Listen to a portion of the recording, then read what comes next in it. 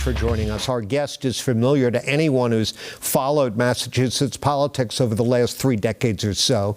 Shannon O'Brien has served in the House, the Senate, and as state treasurer in the late 90s and early 2000s. She was the 2002 Democratic nominee for governor and has returned to the chair of the Cannabis Control Commission, where she served for a year before being fired by State Treasurer Deb Goldberg and then reinstated by a Superior Court judge. Sorry about the long resume there, Shannon, but welcome. Good to have you here. Thank you very much, Sean. So we're going to talk about what you're doing now that you're back on the commission and the future of that industry, but I'd be remiss if I didn't just ask you, what's the moral of the story of what happened to you? The moral of the story is if you intend to serve the public, you got to see it through. And while this was a very, very difficult time for me and my husband, I recognized what the law was, but I also recognized this is a really important industry. It's $250 million a year in revenues every year. It's more money than comes in from the alcohol industry. It's our largest cash crop, exceeding even cranberries. This is really important. The public health and safety and the economic benefits, it's really important. So it's why the fight was worth it.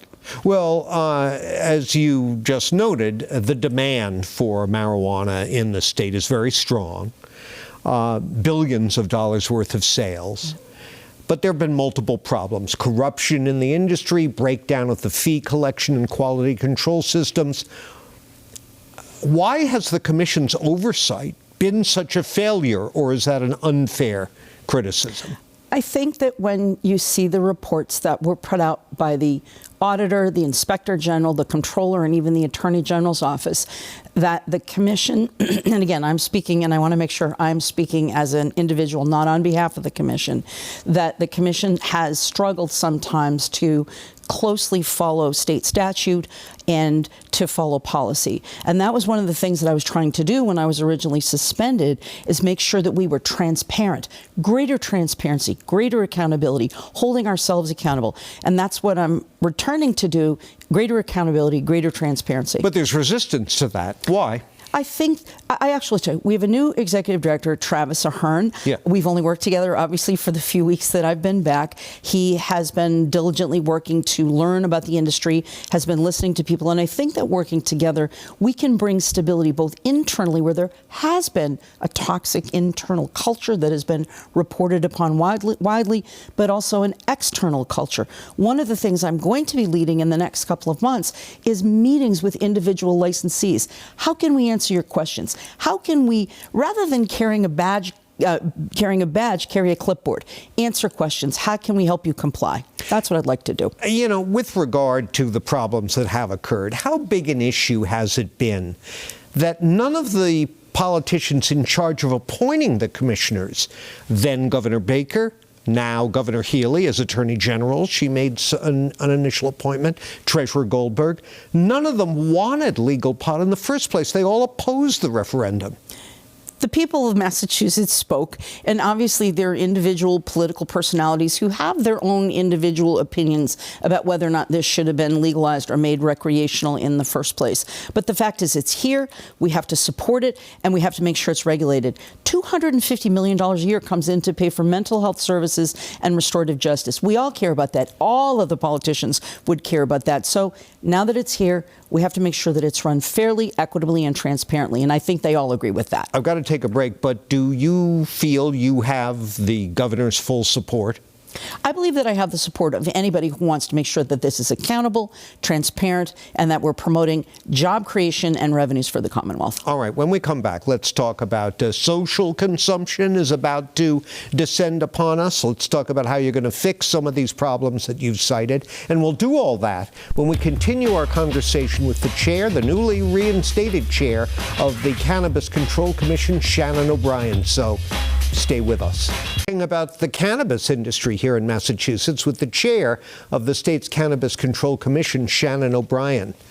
So, social consumption, where you can go to a bar, right, or a restaurant, or a bowling alley. A yoga studio. A yoga studio. Oh, that sounds like fun.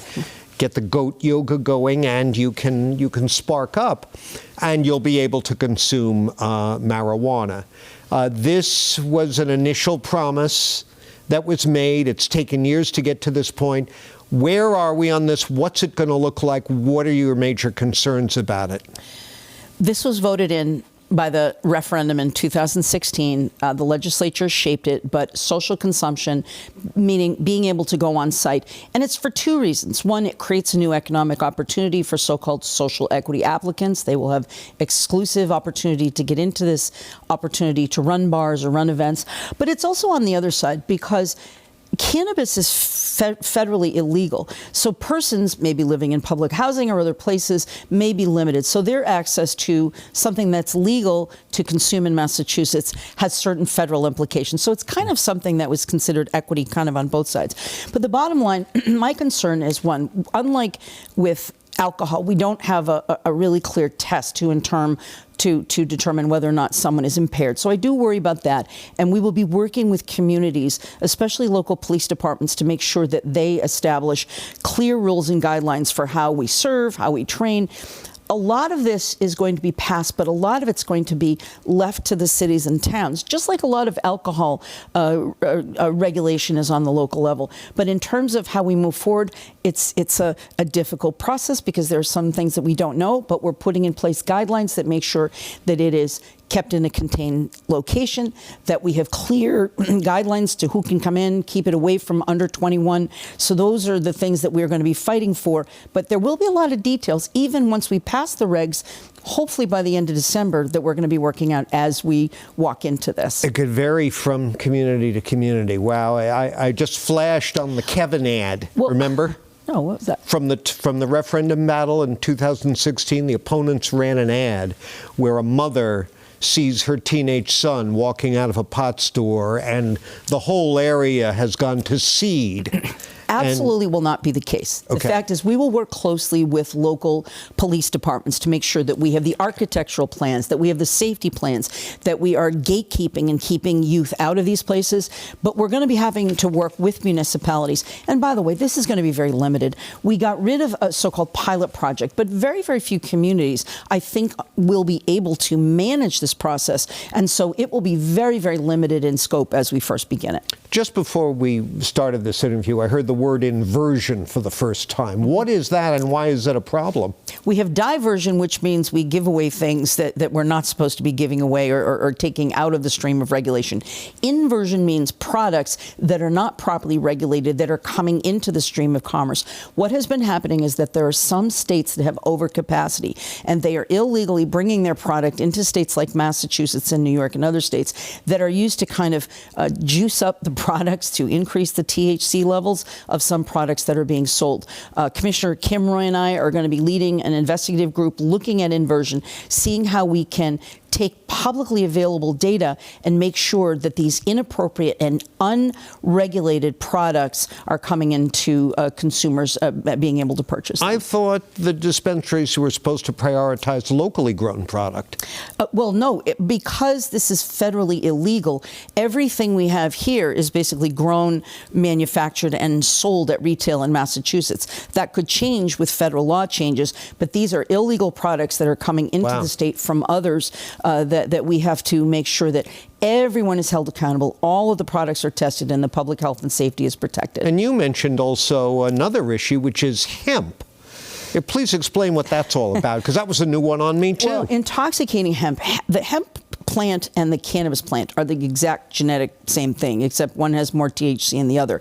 And there have been intoxicating hemp products that have significantly increased THC levels that have almost the same serving of THC that you might have if you bought something from a cannabis store here in Massachusetts. This falls through the cracks. I convened a meeting back in June of 2023 with the Department of Agriculture, the State Police, the Department of Public Health, and the Cannabis Commission because it fell through the cracks. The legislature, to their credit, is filing legislation to create a new regulatory infrastructure for these hemp-based products so that all consumers are protected in terms of safety and purity.